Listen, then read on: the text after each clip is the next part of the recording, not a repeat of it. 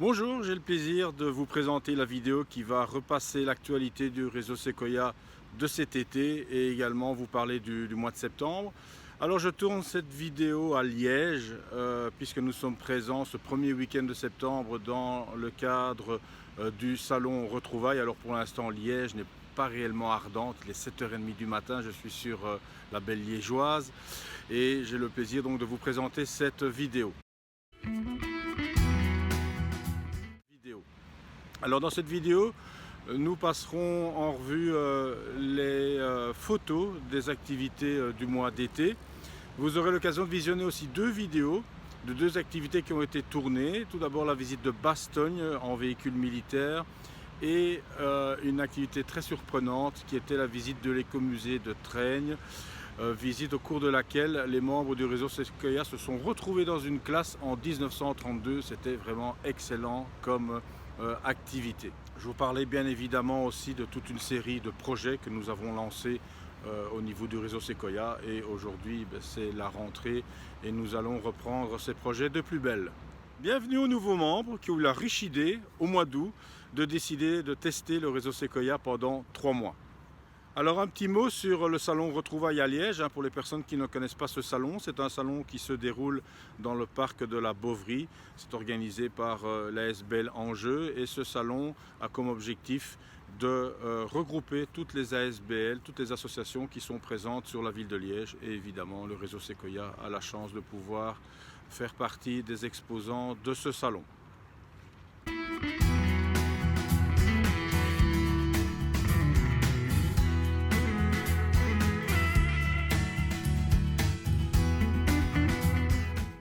Je vous propose maintenant de visionner les images de quelques activités que nous avons organisées en juillet et au mois d'août. Alors il y a certaines images qu'on aurait préféré ne jamais devoir montrer. Ce sont les bénévoles du réseau Sequoia et leurs amis qui ont été très actifs en province de Liège en juillet et au mois d'août puisque 65 personnes se sont rendues sur place et je les remercie encore vivement. Cet élan de générosité de la part des membres du réseau Sequoia a débouché sur un projet du haut du cœur dont je vous parlerai plus loin dans cette vidéo.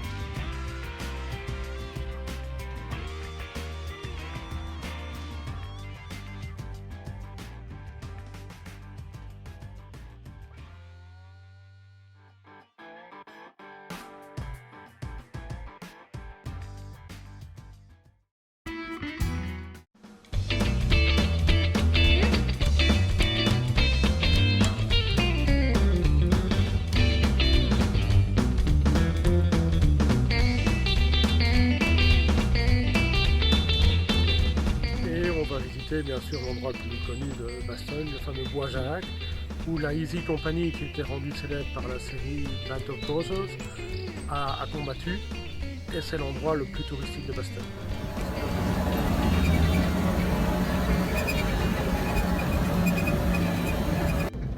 Bon, avant j'avais le camion, mais on guidait principalement des touristes américains.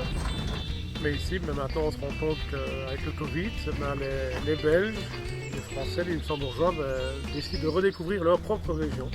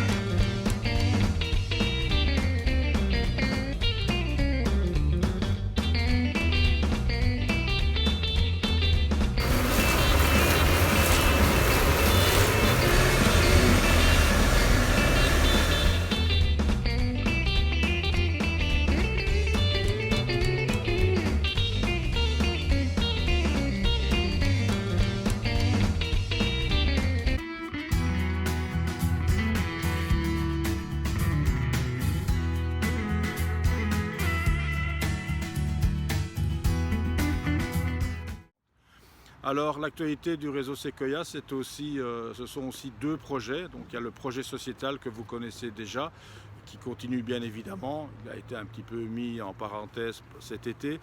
Mais dès septembre, nous allons travailler d'une part sur la pièce de théâtre, puisque les premiers textes commencent à être rédigés et une réunion, enfin 2 réunions ont été prévues sur ce sujet au mois de septembre.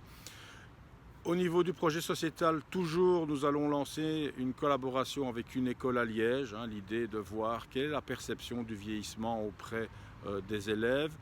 Au mois de septembre, en collaboration avec UNIA, nous allons organiser un focus group.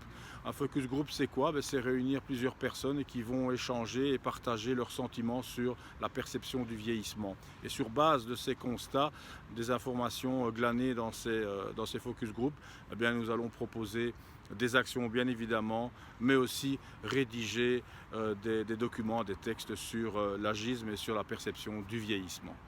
Si le projet sociétal vous intéresse, nous recherchons toujours des personnes qui peuvent nous aider. Au niveau de la pièce de théâtre, c'est jouer bien évidemment, c'est écrire les scénettes et puis c'est donner des coups de main logistiques le jour des représentations. Mais le projet sociétal, c'est aussi diffuser l'information sur le vieillissement. C'est par exemple résumer certains articles que l'on trouve dans la presse ou sur internet, et ce sont des articles que l'on propose sur notre blog, et tout ça nécessite évidemment des coups de main, des personnes qui sont prêtes à résumer partiellement certains articles, et pourquoi pas aussi à partager leurs sentiments sur le vieillissement et rédiger carrément des articles que nous pourrions diffuser sur ce blog et dans le cadre de la newsletter sur le projet sociétal. Dernier projet dont je veux vous parler, malheureusement c'est un projet qu'on n'aurait voulu jamais lancer. En fait, c'est un projet de parrainage des sinistrés. Il s'appelle Du haut du cœur, donc il est directement en relation avec les actions que nous avons menées sur le terrain en juillet et en août. Alors, quand on vit une catastrophe telle que ces inondations du mois de juillet, eh bien, on est embarqué pendant des mois et des années en tant que victime. Et c'est vrai que le soutien moral à long terme est extrêmement important après les élans de générosité que vous avez pu constater cet été. Et donc nous allons lancer un parrainage de personnes sinistrées. Ce sont des personnes seules, des familles, des couples, mais nous allons aussi proposer des mises en relation entre des classes, par exemple, d'écoles. Et donc ce parrainage, comment ça va fonctionner? Et nous allons lancer un site internet sur lequel les parrains pourront s'inscrire. Ce sont des membres du réseau Sequoia, mais évidemment c'est ouvert à tout le monde également. Nous sommes actuellement en relation avec des communes et avec des associations, et ce sont ces communes et ces associations qui vont mettre en relation nos parrains avec des personnes sinistrées. L'idée dans ce projet est d'aussi accompagner ces duos, et donc nous cherchons également des bénévoles qui sont prêts à contacter les parrains pour voir comment se passent ces duos, comment se passe le parrainage, et éventuellement remonter de l'information structurée vers les communes. Alors en quoi consiste ce parrainage? Eh bien nous avons déjà 2 duos qui fonctionnent. Alors c'est vrai qu'il y a parfois aussi des aspects matériels. Dans quelques mois, certaines familles vont seulement regagner leur domicile, et c'est à ce moment-là qu'elles auront encore besoin de matériel, de meubles, etc. Mais le parrainage, c'est surtout un soutien moral. En fait, il faut se mettre un peu à la place des personnes sinistrées qui sont dans un écosystème où on ne parle que d'assurance, que de dégâts, que de secours, etc., de travaux. Eh bien, le fait d'avoir des contacts avec des personnes qui viennent d'autres régions et qui vont aborder d'autres sujets, c'est extrêmement important. Et je reviendrai d'ailleurs sur ce projet très prochainement, puisque nous avons ici en début de septembre des réunions, des contacts avec les associations et les communes qui vont être nos partenaires. Voilà, je vous remercie pour votre attention. Je vous souhaite une très bonne semaine.